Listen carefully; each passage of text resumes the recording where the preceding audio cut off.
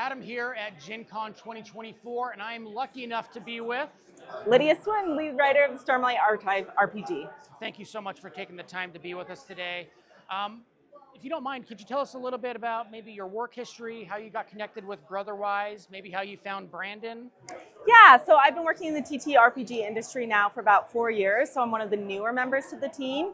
I got connected kind of through Dan Wells and through another IP I'd worked on for a game before. And so I kind of knew a couple of the team members, kind of like in a professional acquaintance sort of way.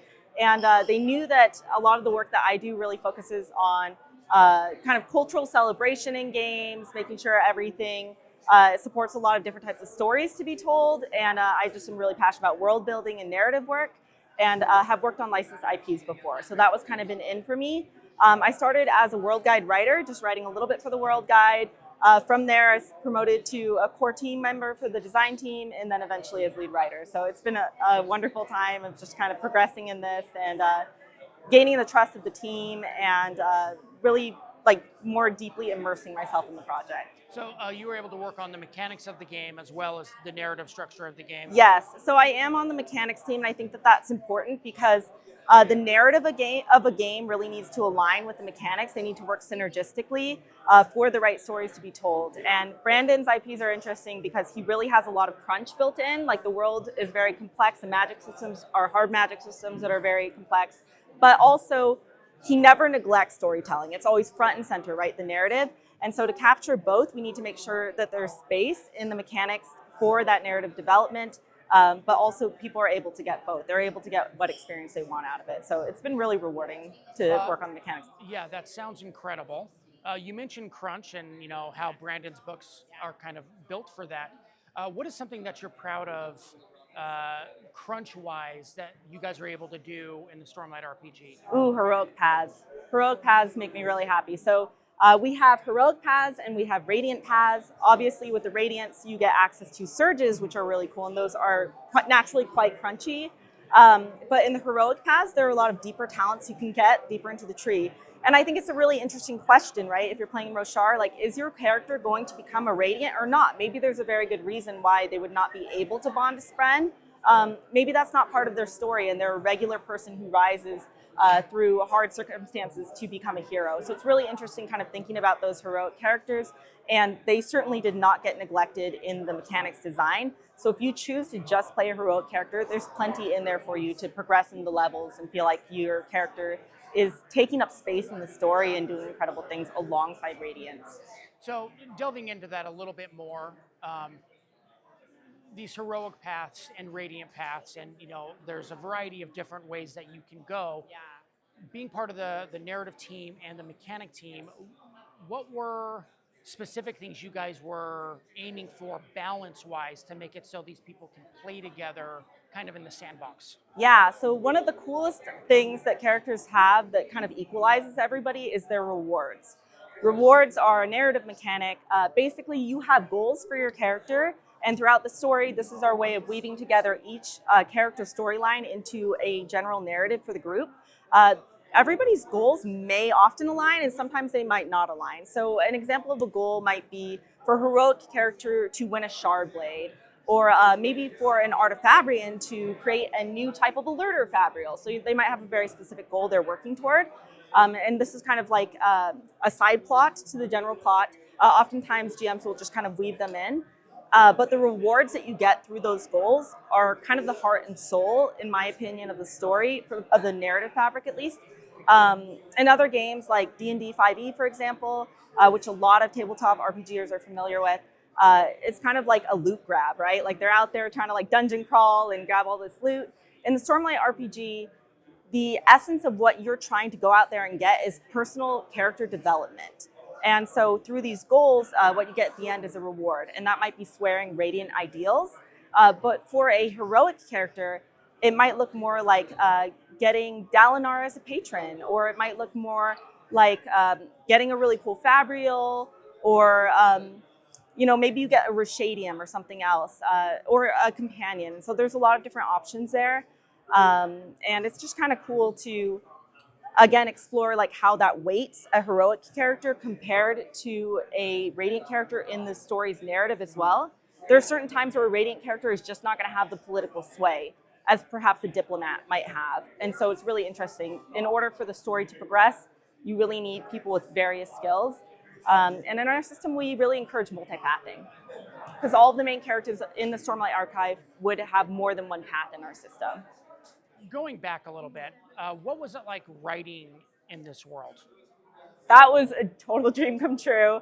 I had so many pinch me moments, especially joining narrative meetings with Brandon. He was so gracious and asked, he would ask questions sometimes to kind of get a feel for where we were at.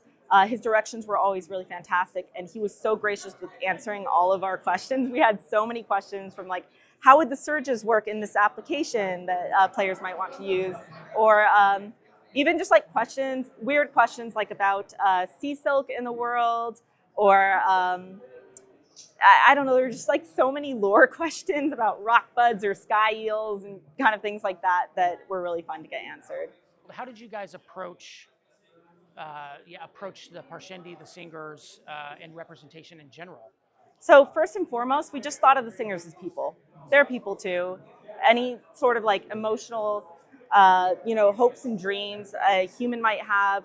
Obviously the forms kind of impact a little bit like their ability to access certain things or express certain things. But like at the core of it, they're people. They have families, like they have things going on. And so thinking about singers just as people first before anything else was really useful. We kind of had an internal term, like an internal team motto, which may sound a little strange, but we just kept saying like humanize the singers. And obviously they're not humans, and we're not trying to replace their culture with the cultures of humans. What we're trying to say is any sort of consideration we give humans, we want to give that to singers too, and then see their culture through their own eyes and try to understand it that way when we communicate it in like general game text. So through your work history, cultural celebration, all of your previous work history, how did that influence your work on this game? Yeah, a big thing I guess a big reason why I wanted to work on this IP was because Brandon is not shy about including marginalization in his world, but he also addresses it. Like, he doesn't just dismiss it. I think that's really interesting because it can be very healing or just interesting to have these conversations. Discrimination exists in our real world, and kind of seeing it through the eyes of the characters on Roshar. Like, we get it at many levels, right? Like, even Kaladin, as somebody with dark eyes in this world, who's of the non, like, we see a lot of it. And it's just really interesting to think about how does somebody, overcome that? How do the people with privilege and power at the top learn to do better? What does that kind of messy process look like, and how do we get closer to that? And one of my philosophies is that people from marginalized backgrounds should have just the same support as anybody else in a game. So we made sure, that when you're telling these stories that we talk about how to handle marginalization safely through gameplay. There should never be anybody using an enslaved singer as a punchline. We never want that in gameplay. In fact, we want to hear more from the singer characters about their experience as they kind of move through this complex situation where they have extra barriers to cross. And so we really think about that POV as we're going through the narrative fabric.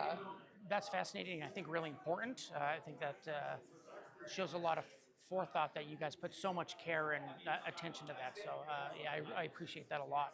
As someone, this is going to sound funny, as someone who's currently at Gen Con, I'm not a big TTRPG player, unlike Kellen, who's sitting over here, who has probably tried to convince everyone around her to play at one point or another. What would you tell me or anyone else who doesn't play TTRPGs about this game to maybe have them give it a try, or really gaming in general?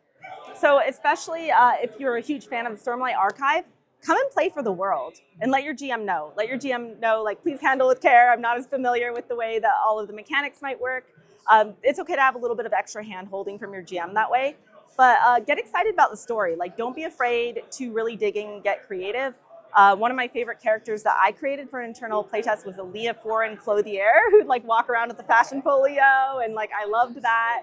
And so our system really supports all types of stories to be told. So I guess just get creative, get flexible, and don't be afraid to ask your GM questions. Find your own story, tell your own story. Yeah, I love that. What do you see people making as house rules? As house rules. Oh, that's fun. I see a lot of house rules for the surges happening. We've really worked in close partnership with Brandon about, kind of unpicking how the surges work and giving that to the players. There's kind of creative ways that they can use the surges. I'm sure certain groups will come up with really, really wacky things that they can do with the surges. And our system does support kind of a more flexible use of them. I've seen a lot of things in playtesting that have been really fun. But I would say, yeah, probably really interesting maybe Spren rules for the Spren bond that might come up in gameplay. Obviously, Spren are a big part of the story of the Knights Radiant. However, you can't also have like 5 full-on extra players at all times. It would kind of bog everything down a little bit. But I see for the groups that are very introspective and very role-playing heavy, kind of working extra rules in past what we already support for Spren. And digging a little bit more into the mechanics, narrative structure, how do you see players interacting with the world, or maybe the world interacting with the players through their campaigns? It should definitely be both. One thing, again, working on the narrative side of things, working on nations and cultures, there are a lot of cultural questions that come up. Like if you have a Herdazian character that feels like everybody calling each other cousins is a little disingenuous, maybe feels kind of lonely actually in a crowd. That's an interesting story to unpick. Like no group of people is really a monolith. And so looking at the cultural sort of elements that your character comes into contact with, it's like, how does that affect your individual character? Because it'll probably affect them quite differently than the other people around them. And then that becomes a very interesting character building and character development question. Is there anything about the Stormlight RPG that you think is maybe not being talked about enough? Probably our scene types. So in the Stormlight RPG, we have 3 scene types. We have conversations, combat, and endeavors. And my personal favorite are endeavors. We have exploration, discovery, pursuit, and missions. And so these are all different types of these kind of key adventuring moments you can go through. And the nice thing about endeavors is they're a little bit zoomed out. And so each player can make a really interesting contribution for their character. And this might look like one person, in the playtest recently, people were crossing like these really rough bridges in this kind of chasm area. One person was going ahead, was very agile, and then kind of tied extra ropes to fortify everything. One person was helping others jump across, a rough part of it. One person used cohesion to kind of create some fun handholds. So it's really a team working together to meet a threshold of successes that need to happen. And I think that allows for a lot of flexibility with characters and what they want to do. This question may not be super answerable, but Brandon has often said it's not what the magic systems can do that make it interesting, it's what they can't do that make it interesting. How did you guys, I'm sure he told you guys that as well, how did you guys take that information and apply it to the RPG? Well, we definitely had to develop some limitations around the surges. But past that, it's like, what do characters do when they're out of Stormlight and they're not able to breathe in anymore? It's kind of that rhythm of war question. What do they do when they feel so big and powerful and then all of a sudden they have like an internal crisis and are trying to figure things out in those really dark night of the soul, very painful moments for them that press them to grow?